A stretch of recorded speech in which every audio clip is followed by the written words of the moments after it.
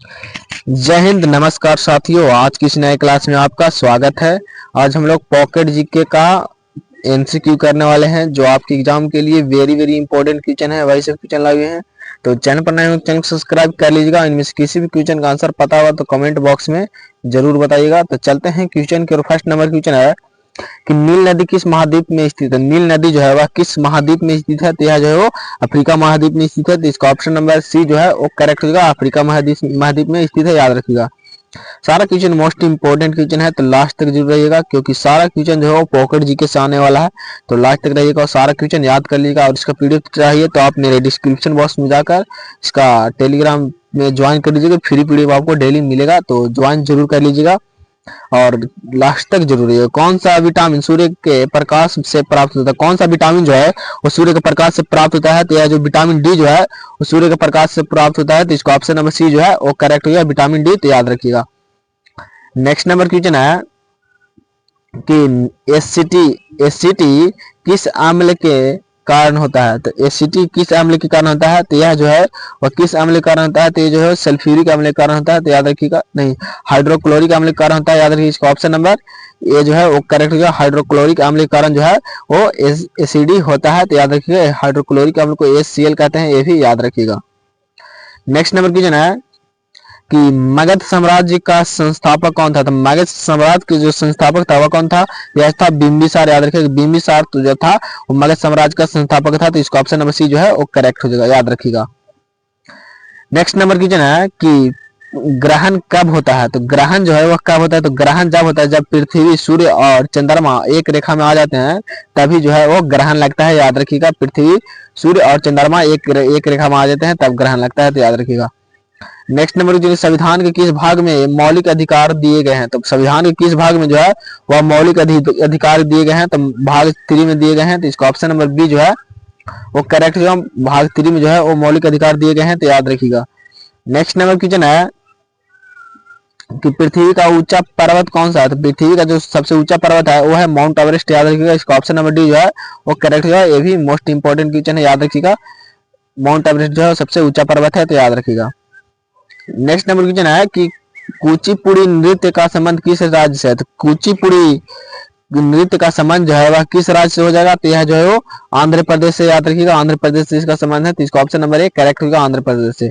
सारा question most important question है, जो आपके एग्जाम के पॉइंट ऑफ व्यू से बहुत ही इंपॉर्टेंट क्वेश्चन है। तो लास्ट तक जरूर रहिएगा, चैनल को सब्सक्राइब कर लीजिएगा, वीडियो को लाइक एंड दोस्तों में शेयर जरूर कीजिएगा। नेक्स्ट नंबर जो बौद्ध धर्म के संस्थापक कौन थे। तो बौद्ध धर्म के जो संस्थापक थे वो है गौतम बुद्ध। याद रखिए, गौतम बुद्ध जो है वह बौद्ध धर्म के संस्थापक है। याद रखिएगा, ये भी क्वेश्चन बहुत बार पूछा हुआ क्वेश्चन है। नेक्स्ट नंबर क्वेश्चन है कि भारत का राष्ट्रपति बनने के लिए न्यूनतम आयु कितनी होती है। तो भारत में राष्ट्रपति बनने के लिए न्यूनतम आयु जो है वह 35 वर्ष होनी चाहिए। ये क्वेश्चन जो है वो रेलवे ग्रुप डी में पूछा हुआ है और बिहार पुलिस में भी ये क्वेश्चन पूछा हुआ है, तो याद रखिएगा।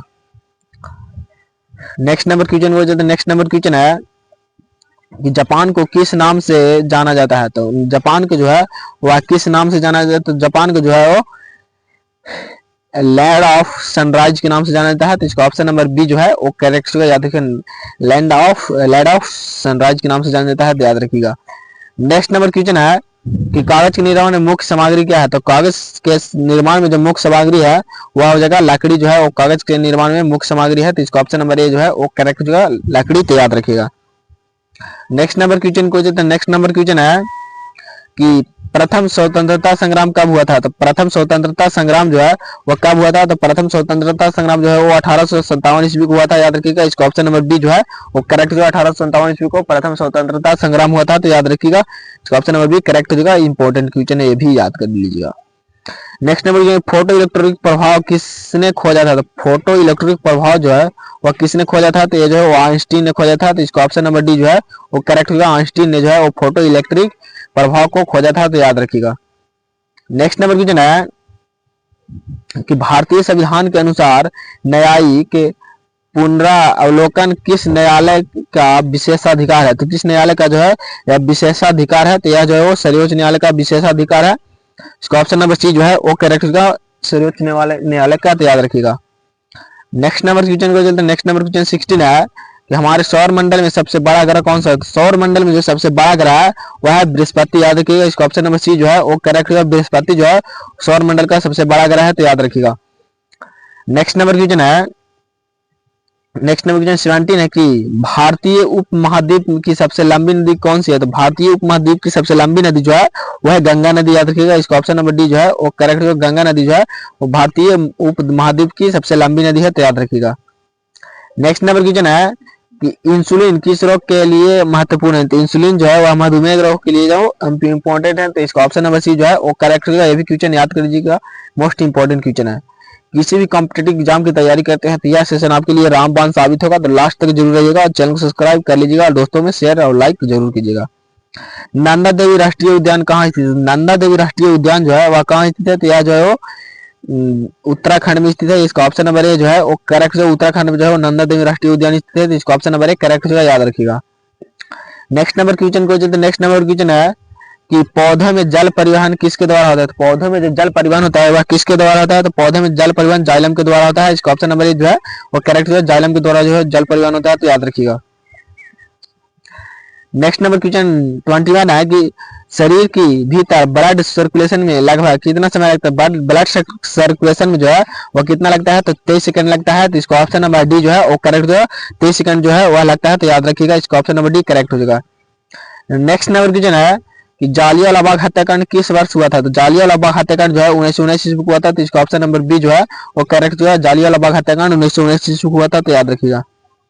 नेक्स्ट नंबर क्वेश्चन है कि विटामिन ए का रासायनिक नाम क्या है। तो विटामिन ए का रासायनिक नाम जो है वो है रेटिनॉल जो है वो विटामिन ए का रासायनिक नाम है, तो इसका ऑप्शन नंबर ए जो है वो करेक्ट होगा, याद रखिएगा। रेटिनॉल जो है विटामिन ए का रासायनिक नाम है, तो ये भी याद रखिएगा। नेक्स्ट नंबर क्वेश्चन है कि कोणार्क मंदिर किस राज्य में स्थित है। तो कोणार्क मंदिर जो है वह किस राज्य में स्थित है, तो यह जो है वो ओडिशा राज्य में स्थित है, याद रखिएगा। इसका ऑप्शन नंबर ए जो है वो करेक्ट होगा, याद रखिएगा। ये भी क्वेश्चन मोस्ट इंपोर्टेंट क्वेश्चन है। नेक्स्ट नंबर क्वेश्चन है कि सविनय अवज्ञा आंदोलन किसने शुरू किया था। सविनय अवज्ञा आंदोलन जो है वह किसने शुरू किया था, तो ये जो है महात्मा गांधी ने किया था, तो इसका ऑप्शन नंबर ए जो है वो करेक्ट है। महात्मा गांधी ने सविनय अवज्ञा आंदोलन की शुरू किए थे, तो याद रखिएगा।